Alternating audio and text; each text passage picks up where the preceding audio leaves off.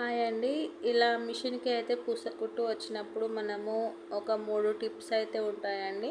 మనం షాప్కి తీసుకెళ్ళకుండా మనమే అయితే రిపేర్ చేసుకోవచ్చు. సో ఇక్కడ ఈ స్క్రూ అనేది ఉంటుంది కదా స్ప్రింగ్ దగ్గర.